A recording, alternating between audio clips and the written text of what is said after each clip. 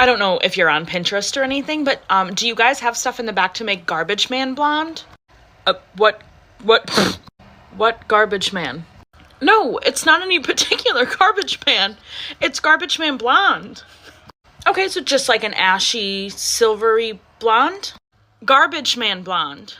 Okay, we did your garbage truck. Wait, garbage truck? I did not want garbage truck blonde. I wanted garbage man blonde. So yeah, that's a perfect example of what I am talking about. Hi guys, my name is Ilana and welcome to my channel. So I want to talk about how we need to stop renaming classic hair trends or cuts or styles into these brain rot social media names. So I am a cosmetology student. I'm literally about to graduate in July, which is wild because it feels like I just started. And I plan on becoming a hairdresser, and I wanted to share my thoughts and opinions on why I'm so sick and tired of this. I believe social media has become incredibly annoying when it comes to renaming things that never really needed to be renamed in the first place. And I wish more people were talking about this. I don't know why more people aren't talking about this.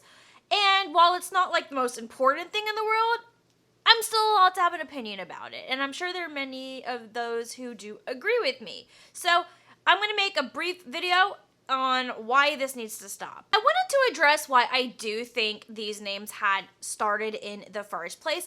Now, I will say when you are a hairstylist, it is really important for you to keep up with what is trending in the hair space, whether that is a certain hair color or haircut or even like a typical blowout style. It is important to keep up with the latest trends. However, I do think these trends have really gotten so far out of hand that it's become really hard to keep up with, especially when social media has created such brain rot names. So many of these things have been classics for years upon years, and it is really unfortunate that hairstylists have to kind of adapt to what social media is calling them now. I think one of the first things that these names are being recreated is so it makes it easier for clients to identify what they're looking for when they go and sit down in a hairstylist chair, because that's something that they're more familiar with when they see it on social media. And it has definitely played a big role when it comes to marketing. And I know brands are definitely the ones who are taking advantage of these names specifically. Honestly, I don't think this makes it easier for clients to communicate what they want, because in cosmetology school, I have certainly had clients who don't even know how to communicate what they want.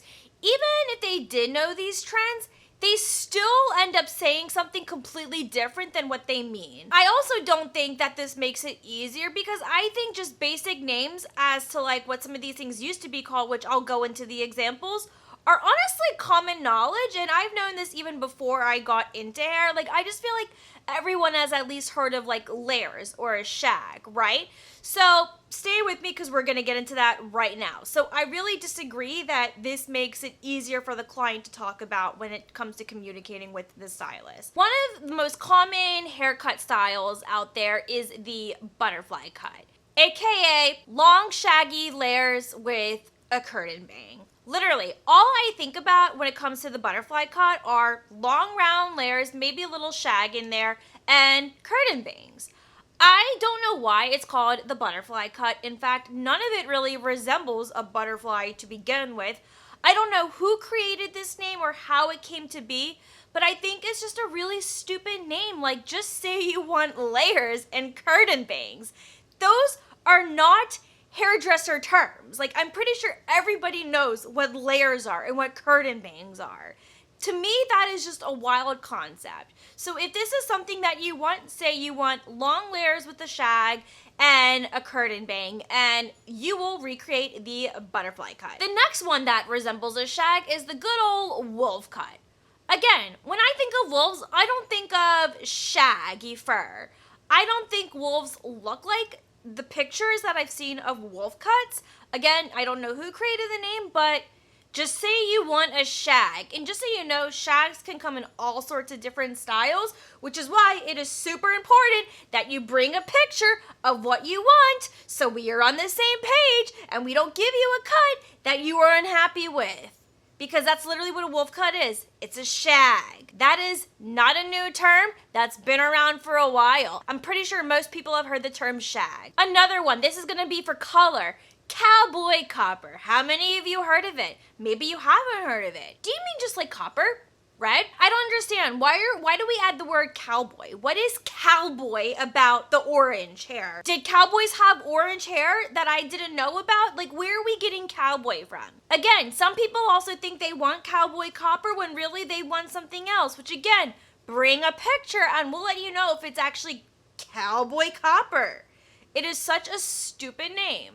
Such a stupid name. Cowboy copper is literally just brain rot at this point. Copper is not a hairdresser term. I'm pretty sure people know what copper hair is. This is one that I discovered recently. Did you know that there's something called expensive brunette? The fuck is expensive brunette? What does that even mean? Some people like to call it old money brunette. So do you mean brunette with like rich warm tones or highlights? Because highlights isn't a technical hairdresser term. I'm pretty sure everybody knows what highlights are. I'm pretty sure everyone can describe rich brown tones or warm tones in hair or lowlights. It just depends on what you want. Why are we calling it expensive brunette? What makes this expensive or old money? I literally don't get it. I don't. And then the last one I want to talk about, which is something that I really just discovered recently thanks to TikTok brain rot, is Birkin bangs. What the fuck are Birkin bangs? I know what a Birkin bag is, but what are Birkin bangs? Because when I see a picture of this, I just think wispy bangs. Turns out that Jane Birkin was a French actress who died last year, and she had these style bangs. I don't know who this person is. Maybe I just live under a rock, but I don't know who Jane Birkin is, so I am sorry if I offended you by not knowing who Jane Birkin is. When I think of the word Birkin, I think of the Birkin bag by Hermes. So I don't really understand like why we're calling this the Birkin bangs when many other people besides Jane Birkin are wearing these kinds of bangs. What is it with social media brain rot? Creating these dumb ass names. Just say you want some wispy bangs. I feel like the word wispy is not a technical term, so let's just call it what it is. Wispy bangs. So what is the moral of the story here? What was the point in me going on this little short tangent? Well, the thing is, I just feel like these names are not necessary. I don't think we need to rename something just to cater to a new generation when I don't think the names for what these things are already called are outdated to begin with. When you are getting your hair done, always, please, always have a picture. Nothing pisses me off more as a stylist or just a cosmetology student when I have clients who sit in my chair and they don't have a single picture to show me and they struggle to communicate what they want, and I'll ask them questions. I'll even show them pictures, and sometimes they still don't even know what they want based off what I'm trying to describe to them, based off what they describe to me. You will be surprised at how many people do not know how to communicate what they want when it comes to hair. So that's why it is so important that you come with a picture. I don't think that's a hard thing to do, and it makes it easier on the stylist so we don't give you something that you are unhappy with. And sure, sometimes you do show us a picture and you still leave unhappy. And I know that happens too, but there are so many times where clients expect us to be mind readers, and if we don't have a visual to create what she wants, then you're gonna get really pissed off. Some stylists don't know how to keep up with all the brain rot trends out there. So even if they are aware of one thing, they may not be aware of another. So when I say like, what the fuck are Birkin bangs? And you're like, Birkin bangs? Like, do you not know what Birkin bangs are? no, because I've never heard that term before.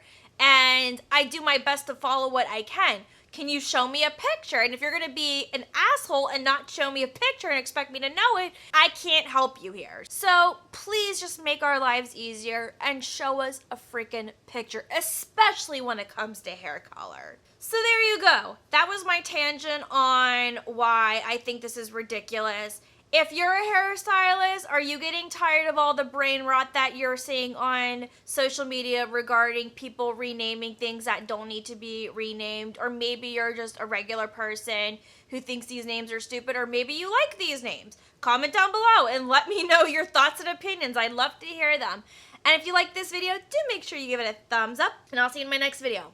Bye!